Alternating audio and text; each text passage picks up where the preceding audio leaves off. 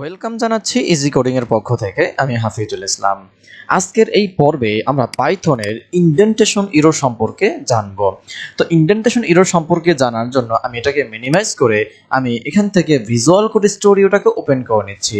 আমরা প্রিভিয়াস ক্লাসগুলোতে দেখে নিয়েছি কিভাবে একটি পাইথন ফাইল ক্রিয়েট করে আমাদের ভিজুয়াল কোড স্টুডিওতে ওপেন করতে হয়। আশা করি আপনারা সেটা শিখে ফেলেছেন। এখন আমরা দেখব ইন্ডেন্টেশনটা আসলে কি। ইন্ডেন্টেশনটা যদি দেখাইতে চাই তাহলে আমরা প্রথমে একটি ছোট্ট একটি প্রোগ্রাম লিখতে পারি। আমি এখানে প্রিন্ট একটি ওয়ার্ড ফাংশনটা লিখে তারপর আমি এখানে একটি যে কোনো ওয়ার্ডকে প্রিন্ট করতে পারি।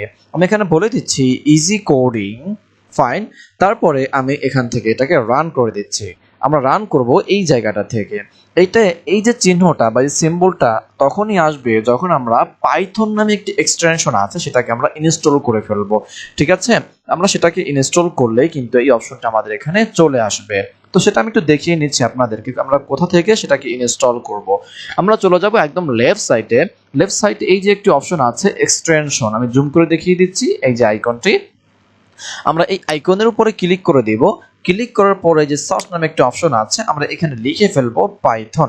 পাইথন লেখার পরেই আপনার সামনে একটি এক্সটেনশন চলে আসবে মাইক্রোসফটের। আমরা এখানে ক্লিক করে আমরা এটাকে ইনস্টল করে নেব।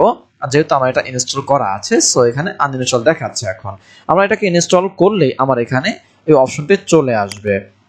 আমি এটা আগের মতো করে নিচ্ছি। এই যে আইকনটি এটা চলে আসবে। ঠিক আছে, ওকে। তাহলে এখন যদি আমি এটাকে রান করলে দেখতে পারবো নিচের দিকে আমার টার্মিনাল ওপেন হয়ে গেছে এবং এখানে কিন্তু ইজি কোডিং লেখাটি কিন্তু প্রিন্ট করেছে। ফাইন, এখনো কিন্তু আমরা ইন্ডেন্টেশন সম্পর্কে কিন্তু জানি না, এখন আমরা জানবো। এই প্রিন্টের এই যে একদম ফার্স্টে যদি একটা স্পেস এখানে হয়, আমি একটা স্পেস দিলাম, তখন দেখেন এখানে কিন্তু একটা এরর দিয়েছে বা লাল একটি আন্ডারস্কোর চলে এসেছে।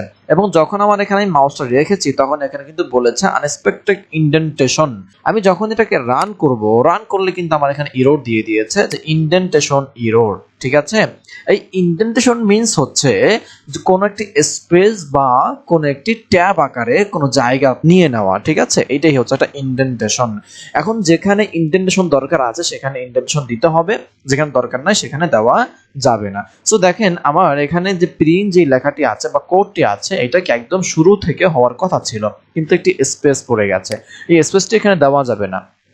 তার মানে যদি আমরা কখনো দেখি ইন্ডেন্টেশন এরর কোনো এরর আসছে তখন আমরা বুঝতে হবে আমাদের যে এখানে কোন স্পেস বা ট্যাব আকারে কোনো স্পেস নিয়েছে বা পড়েছে। ঠিক আছে, সেটাকে সলভ করে নিতে হবে এবং সেটা কিন্তু আপনাকে এখানে বলে দিচ্ছে যে কোন নাম্বার লাইনে এই এররটি আছে।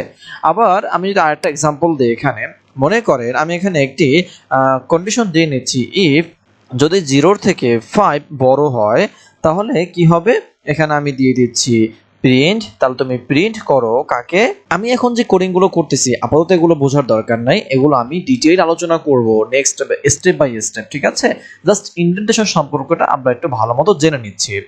প্রিন্ট আমি এখানে বলে দিচ্ছি তাহলে কি যে এটা পজিটিভ নাম্বার, তাহলে যেহেতু একটা স্ট্রিং অবশ্যই আমাকে লিখতে হবে পজিটিভ নাম্বার। আচ্ছা দেখেন আমরা এখানে কি বলেছি, যদি 0 থেকে 5 বড় হয় তাহলে তুমি প্রিন্ট করো কি পজিটিভ নাম্বার, কিন্তু যদি ছোট হয় তখন কিন্তু কি এটা সে প্রিন্ট করবে না। এখন দেখেন আমি যখন এটাকে রান করলে সে কি বলতেছে পজিটিভ নাম্বার, তার মানে এই কন্ডিশনটা কি সত্য, এই জন্য কি এটা প্রিন্ট করেছে। Okay fine. এখন দেখেন আমার এই যে ইফ ব্লকের ভিতরে কিন্তু আমার এই স্টেটমেন্টটা কিন্তু হয়েছে, রাইট। এখানে কিন্তু একটি ট্যাব আকারে কিন্তু একটা স্পেস নিয়েছে।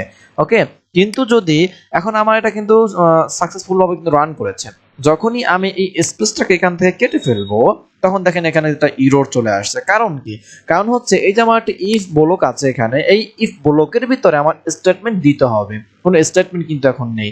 তো এখন কথা হচ্ছে আমার উপরের প্রিন্ট এইটা প্রিন্ট করেছে কিন্তু এখন এখানে এরর আসছে কেন। এখানে এরর আসছে এই জন্য যে ইফ ব্লকের ভিতরে কোনো কিছু বা কোনো স্টেটমেন্ট নাই। ঠিক আছে, যখন আমি এখানে একটা স্পেস দিয়ে দিব, যখন আমি একটা স্পেস দিয়ে দিব তখন কিন্তু এখানে আর কোনো এরর থাকবে না, স্পেস অথবা ট্যাব আকারে।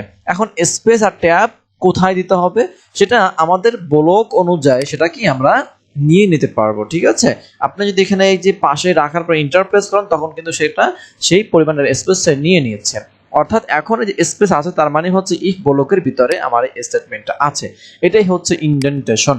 দেখেন আমি যদি এখানে কোনো স্পেস না দেই, আমি যদি আবার এটাকে রান করি এখান থেকে, তো সেক্ষেত্রে কিন্তু আমাকে আবার সেই ইন্ডেন্টেশন এররটা কিন্তু দিয়েছে। ঠিক আছে, যখন আমি একটা স্পেস অথবা ট্যাব আকার আমি এখানে কোনো একটি স্পেস বা ফাঁকা তৈরি করে নিব, তখন রান করলে কিন্তু আর এখানে কোনো এরর দিচ্ছে না। এটাই হচ্ছে আমাদের পাইথনের ইন্ডেন্টেশন এরর। এই ইন্ডেন্টেশনটাকে অবশ্যই অবশ্যই মেইনটেইন করতে হবে। ঠিক আছে, তাহলে আজকের পর্বটি এ পর্যন্তই। আল্লাহ হাফেজ।